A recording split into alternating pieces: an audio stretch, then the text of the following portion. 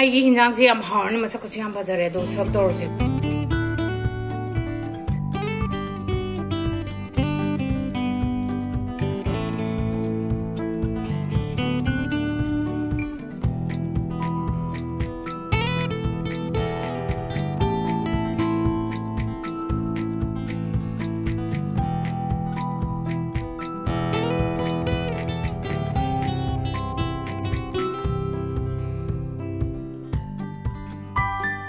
ये सब क्या देखना पड़ रहा है अच्छा है मैं अंधा हूँ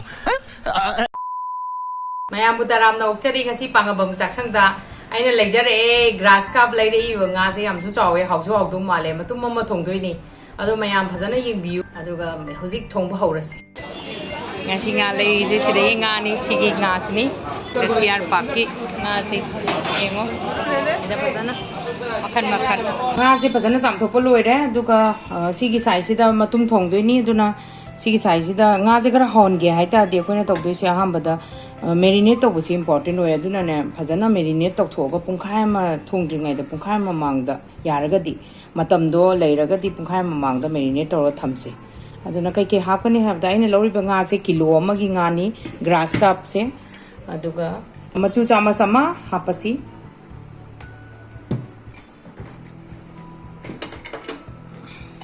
morok se kitanga hapke yam hape ya adu ta chu ren thumje magi chang matungina chamas amaga khatanga ki chang da hapase aduga si ahum jidam ne ina hoji hapi se aduga phajana marinate taw ba ya thau hapasu ya sida kitanga do kem haparo e gidi thau se dum si ahum si gi marinate sina khwai farale ina leire ba nga si yam chu fresh oi tu si gi round ga se udana si yam fresh oi phajana su pi su phajare yare matum tong gi chap chare si gi chang se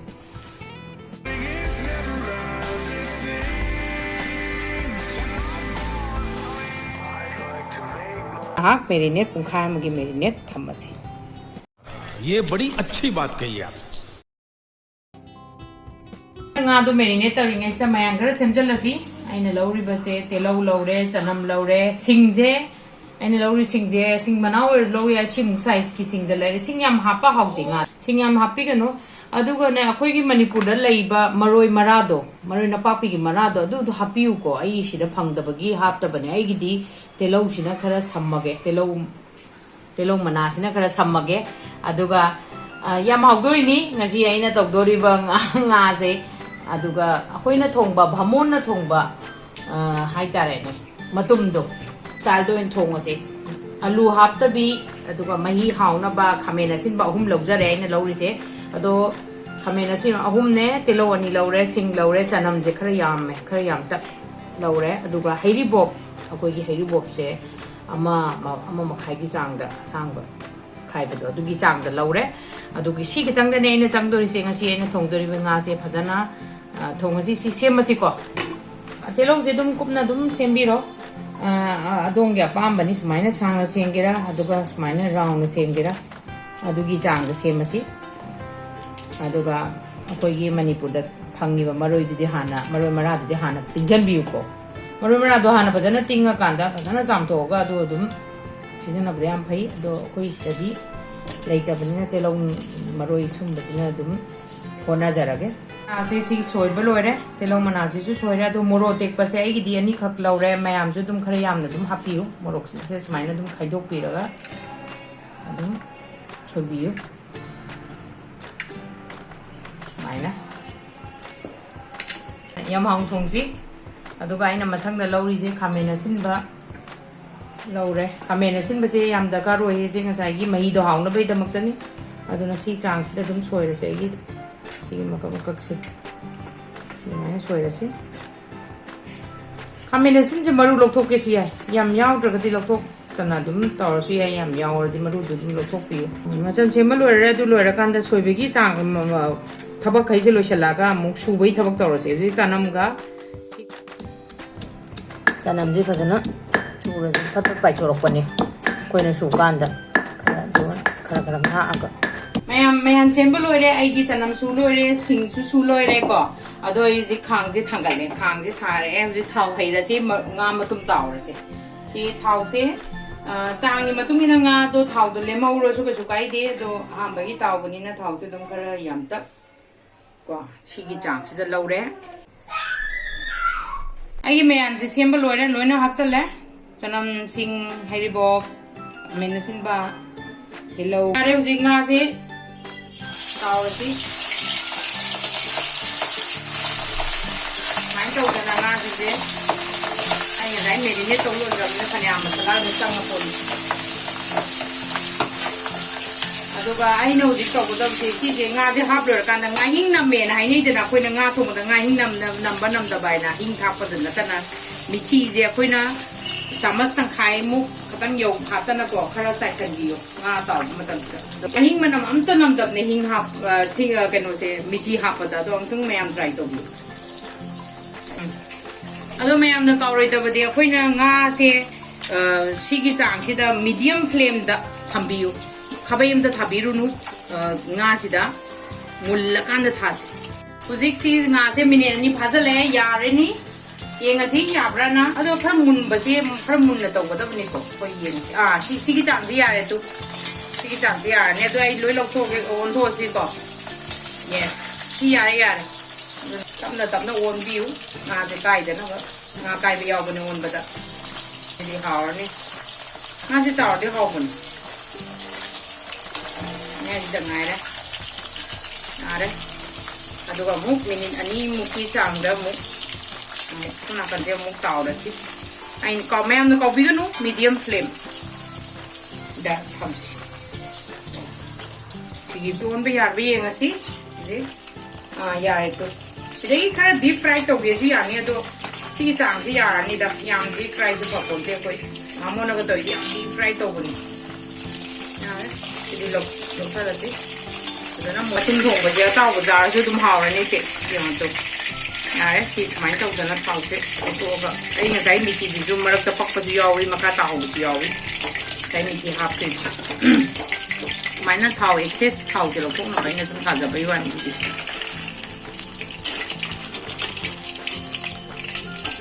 grass ꯀꯥꯞꯁꯤꯁꯨ ꯑꯗꯨꯝ ꯆꯥꯎꯔꯗꯤ ꯍꯥꯎꯕꯅꯤꯗ ꯃꯌꯥꯝ ꯑꯩꯈꯣꯏ ꯃꯅꯤꯄꯨꯔꯗꯗꯤ grass ꯀꯥꯞ ꯐꯖꯅ ꯐꯪꯕꯅꯤ ꯇꯧꯗꯅ ꯃꯊꯪ ꯑꯩꯈꯣꯏ ꯉꯥꯁꯤꯡꯁꯦ ꯇꯥꯎꯊꯣꯛꯍꯧꯔꯁꯤ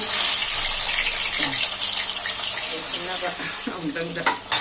ꯌꯦꯡꯉꯁꯤ ꯁꯤ ꯃꯤꯗꯤꯌꯝ ꯐ꯭ꯂꯦꯝꯗ ꯑꯗꯨꯒ ꯑꯃꯨꯛ ꯃꯤꯊꯤ ꯈꯤꯇꯪ ꯍꯥꯞꯄꯁꯨ ꯌꯥꯏ ꯍꯥꯞꯇ꯭ꯔꯁꯨ ꯌꯥꯏ ꯑꯩꯈꯣꯏꯒꯤ ꯋꯥꯈꯜꯅꯤ ꯉꯁꯥꯏ ꯑꯩꯅ ꯃꯤꯊꯤꯗꯣ ꯑꯍꯥꯟꯕ ꯍꯥꯞꯈꯤꯕꯗꯣ ꯉꯥꯗꯁꯨ ꯈꯔ ꯆꯠꯈ꯭ꯔꯕꯅꯤꯅ ꯈꯤꯇꯪꯒ ꯑꯃꯨꯛ ꯈꯔ ꯆꯥꯏꯁꯟꯁꯤ ꯉꯥꯁꯦ ꯈꯔꯁꯨ ꯌꯥꯝꯃꯦ ꯑꯗꯨꯅ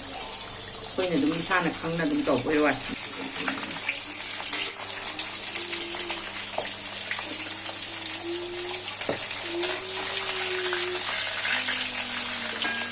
ꯉꯥ ꯇꯧꯕ ꯂꯣꯏꯔꯦ ꯉꯁꯥꯏꯒꯤ ꯊꯥꯎꯁꯦ ꯈꯔ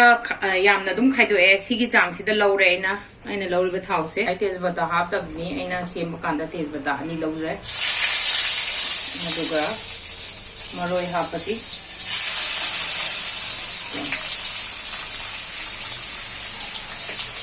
ꯉꯥ ꯉꯧꯒꯤꯁꯤ ꯁꯤꯁꯦ ꯑꯗꯨꯒ ꯈꯤꯇꯪ ꯑꯣꯏꯁꯜꯂꯀꯥꯟꯗ ꯆꯅꯝ ꯑꯃꯨꯛ ꯍꯥꯞꯄꯤ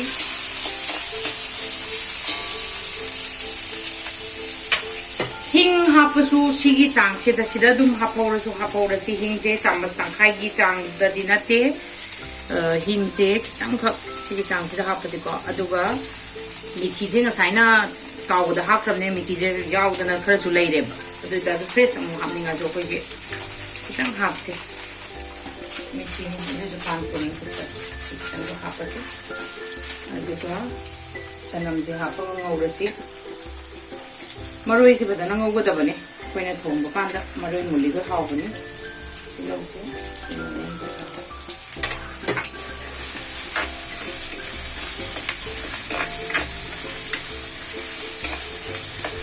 ना थोंबा कांदा थाव यामना सी मतम थोंगादा थाव याम हापै दि दका लेति सी चांग सब तारे अइना nga se loi taw lore yaradra hausu haurani ataw su dum chaba yai ai fadigom thangna bse mantho ase do nga ising de tingchal lage moda kai do dongna fadigom mantho ase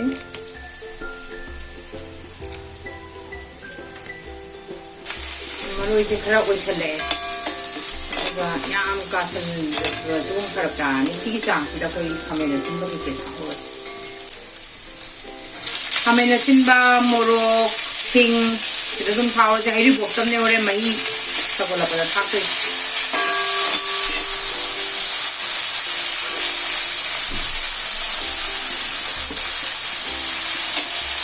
Ujigi to sing ha krai ne ujigi to khamen je mo ha pada dum Karan osale khamen asinba si jo koi ne mekhai kan dan mun thale ko sida ina jira be samasang khai gi chang da khara hape ado ko koi Manipur da phangma matan do khara haise chamas ma pha da ne ko ai po chi yam da dam ni na e matung ina hape aduga fish masala packet to odi do ai khoi hoi hore no ina ko na tai si loram dai da do kitang ka khape odi maming de manam gara nushi na rose lo aduga yare udi singke mahi hapa se sing asaba na hape awa tuna du loina ba haw jaw na machu morok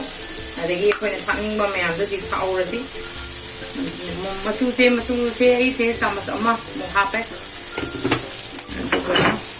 morok se adom na sabai chang da aine happy je Kashmiri mix ne ai gidi makupa adom happy oi gidi khara adom hape yam cha de koi aduga mahi hapa si kasan gini ba lai khara ga to thambiu mahi je asaba laura bane gi se adura dum ro yani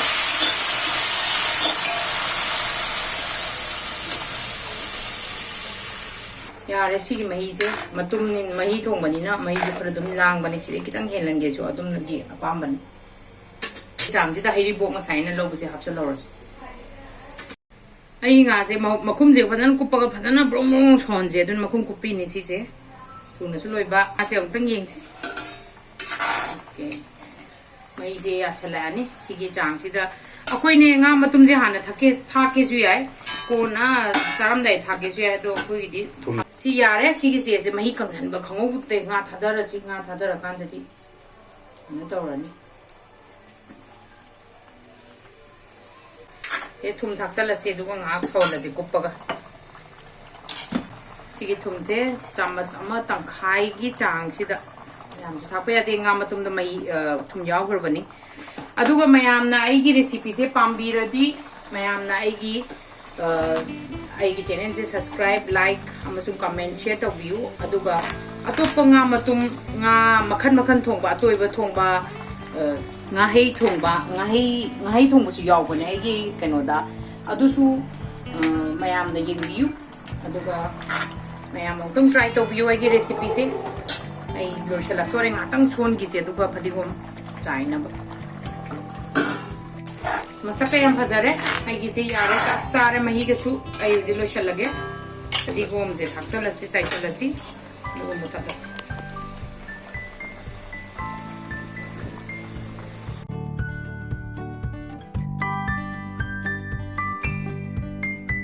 loire sida mai muthala je